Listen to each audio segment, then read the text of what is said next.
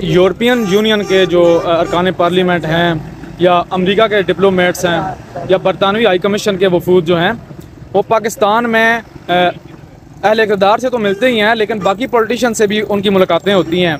کیا آپ سے کبھی انہوں نے ملاقات کی ہے یا بیک ڈور کوئی رابطہ، کوئی پیغام رسانی کا ذریعہ، ڈائریکٹ انڈائریکٹ؟ میرے ساتھ تو آج تک کوئی نہیں ملا۔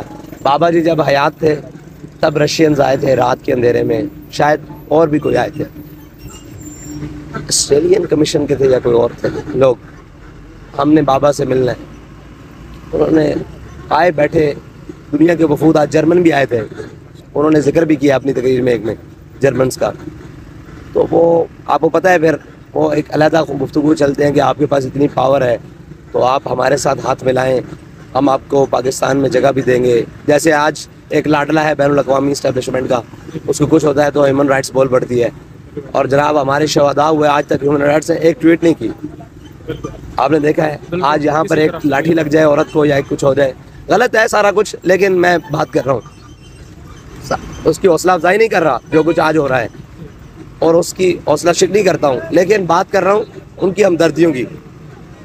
تب بھی آئے تھے، انہوں نے بات کی کہ آپ ہمارے ساتھ ملیں، تو بابا جی نے کہا نہیں، ہم پاکستان کے وفادار ہیں، ہاں جب ہم حکومت میں آئیں گے پھر آپ سے معاملات طے کریں گے، سفارتی بھی اور خارجی بھی، لیکن یہ اگر آپ نے باتیں کرنی ہے ہماری حکومت سے جا کر کریں، ہم اپنے پاکستان کے ساتھ کھڑے ہیں، جیتے بھی اور مرتے۔ امریکی CIA نے ایک بیان دیا تھا کہ ہم نے ایران کے اندر $10,000 کے عوض انقلاب لایا ہے، تو ماضی میں انقلاب لانے کی کوششیں بھی ہوتی رہی ہیں اور ابھی بھی کچھ جو ہے وہ ایسے محرکات نظر آتے ہیں۔ آپ کیا سمجھتے ہیں پاکستان میں بھی اس طرح کا انقلاب لانے کی کوشش کی جا رہی ہے یا کی جا سکتی ہے؟ انقلاب کا معنی ویسے پتہ ہے کیا؟ لفظاً منہ کے بل گرنا، لفظاً معنی اس کا منہ کے بل گرنا۔ ہم انقلاب کی بات نہیں کرتے، ہم محمد عربی کے دین کی بات کرتے ہیں۔ کبھی کسی نے کہا ہو انقلاب لا رہے ہیں یہ، ہم دین کی بات کرتے ہیں۔ ہم اس انقلاب آتا ہے تو خون بہتا ہے، اور دین آتا ہے تو لا تثریب علیکم اليوم، آج کسی سے کوئی مواخذہ نہیں ہوگا، الیوم یوم المرحمہ، الیوم تعز الکعبہ۔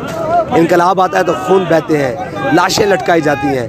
جب دین آتا ہے تو پھر تو سلطان ایوبی جب جا رہا ہے بیت المقدس میں تو قوم کی بیٹیوں نے کپڑے اتار کر گھوڑوں کے پاؤں میں رکھے، اس نے لگامیں کھینچ لی، اس نے کہا ہم ان کو پاؤں کے نیچے دینے نہیں آئے، ان کی تو عزت اور بڑھانے کے لیے ہیں۔ انقلاب کا معنی لوگ اور لیتے ہیں۔ اگر آپ ریفارمز کی بات کرتے ہیں، آپ قوم کے حقوق کی بات کرتے ہیں، ساری باتیں کرتے ہیں تو وہ تو ہم ہیں، یہ انقلاب کس کو انقلاب کہتے ہیں؟ جو دو لاٹھیوں سے چپ ہو جائے، جو ووٹ کو عزت دو، یہ بھی ان کی انقلابی نعرہ تھا، اور بھائی کو وزارت عظمیٰ مل گئی تب گئے، اور روٹی کپڑا مکان یہ بھی انقلابی نعرہ تھا۔ جب حکومتیں مل گئیں 88 میں ملی، پھر بعد میں جو بھی ہوا تو خاموشی ہو گئی۔ یہاں لو اور دو کی سیاست ہے بھائی، بڑی کھلی باتیں ہیں۔ یہ ملک ہم نے تقسیم کر دیا ہے، کسی نے بلاول ہاؤس کے نام پر، کسی نے زرداری ہاؤس کے نام پر، کسی نے جاتی عمرہ کے نام پر، کسی نے بنی گالا کے نام پر، اور کسی نے DHA کے نام پر۔ سندھ کے اندر سندھ کے اندر یوم تکبیر کے دن، جس دن پاکستان ایٹمی پاور بنا، اس کی سالگرہ کے دن ہی سندھ کی علیحدگی پسند تنظیموں نے یہاں پر ایک متشدد پسندانہ ہڑتال کی کوشش بھی کی ہے۔ اس کے علاوہ یہاں پہ مختلف مظاہرے کیے گئے ہیں جو کہ ناکام رہے ہیں، لیکن آپ کیا سمجھتے ہیں یہ اس کے پیچھے کون سی طاقت کار فرما ہے کہ جس دن پاکستان ایٹمی پاور بنا ہے اس دن ہی پاکستان کے خلاف اور اس طرح کی حرکتیں کرنا؟ دیکھیں، پاکستان کے جتنے بھی علیحدگی پسند لوگ ہیں نا، ان کو ایک بات اکٹھا رکھ سکتی ہے، وہ اسلام ہے۔ اگر آپ اس خطے میں اپنے ہمسایوں سے بھی بچ کر، ان کے شر سے بھی بچ کر رہ سکتے ہیں نا، تو وہ اسلام ہے۔ ان کے محبت یا ان کے شر دونوں سے بچ کر رہ سکتے ہیں تو وہ اسلام ہے۔ ہاں، اگر آپ پاکستان کی بات کریں گے تو دیکھیں پھر پاکستان کے اندر سندھی سندھ کی بات کرے گا، بلوچ بلوچستان کی بات کرے گا، پنجاب پنجابی کی بات کرے گا، پختونخوا خیبر پختونخوا کی بات کرے گا، کشمیر کشمیری کی بات کرے گا۔ جب آپ ان کو اسلام کے جھنڈے کر نیچے لائیں گے تو پھر بلال از حبش، صہیب از روم، سلمان از فارس، ابو لہب از مکہ اینچے بولا جبھی، یہ پاکستانیت کا نعرہ پاکستان کی جڑ کو کھوکھلا کر رہا ہے۔ ہاں، پاکستان کو اسلام کے تابع کریں. ہم پاکستانی ہیں. اگر کوئی افغانستان کی بات کرے گا ہم پہلے پاکستانی ہیں. اگر ایران کی بات کرے گا ہم پہلے پاکستانی ہیں. اگر کوئی اسلام کی بات کرے گا تو پھر ہم سب مسلمان ہیں. پھر امت ایک ہوں مسلم حرم کی پاسبانی کے لیے، نیل کے ساحل سے تابخا کے کاشگر. اور اگر آپ اس کو دیکھیں نا، سب سے پہلے پاکستان، یہ نعرہ غلط لگایا گیا. میرے بابا نے اس وقت بھی کہا تھا کہ یہ نعرہ غلط ہے. سب سے پہلے اسلام. آپ کا منشور بھی اسلام. اسلام پاکستان ہے. جب تک اسلام رہے گا تو میں بلوچ کو بھی جا کر منا سکتا ہوں، قرآن اٹھا کر منا سکتا ہوں. میں سندھی کو یاسین اٹھا کر منوا سکتا ہوں. مطلب یہ تو پھر ایک عجیب بات ہے. بلوچ اسلام کے نام پر تو جان دے دے گا. جب آپ اس کو اس کی قومیت پر لائیں گے تو وہ پھر پہلے بلوچ ہے، بعد میں پاکستانی ہے. ہاں. اور کسی حضرت سلمان فارسی سے پوچھا تھا، وہ تو ان کی عمر بھی بہت زیادہ تھی، کہ آپ بتائیں آپ کے والد کا کیا نام ہے. انہوں نے کہا کلمہ پڑھنے کے بعد سلمان بن اسلام بن اسلام بن اسلام بن اسلام. اور گفتار سیاست میں وطن اور ہی کچھ ہے. جس وطن کا معنی یہ لیتے ہیں نا سارے اس میں بسنے والے، پاکستان کی، بنگلہ دیش کو بھی پاکستان سے ملایا جا سکتا ہے اسلام کے نام پر. واپس لا سکتا ہوں بنگالیوں کو معافی مانگ کر، ان سے جو ظلم ہوا یا زیادتی ہوئی یا جو وہ ناراض ہیں. میں بلوچ ناراض کو منا سکتا ہوں اسلام کے نام پر، پاکستان کے نام پر نہیں منا سکتا. ہاں جب اسلام کے نام پر بنا لوں گا پھر وہ پکے پاکستانی بن جائیں گے. اور اگر اسلام نکال کر منانے جاؤں گا تو وہ پھر بلوچ رہیں گے.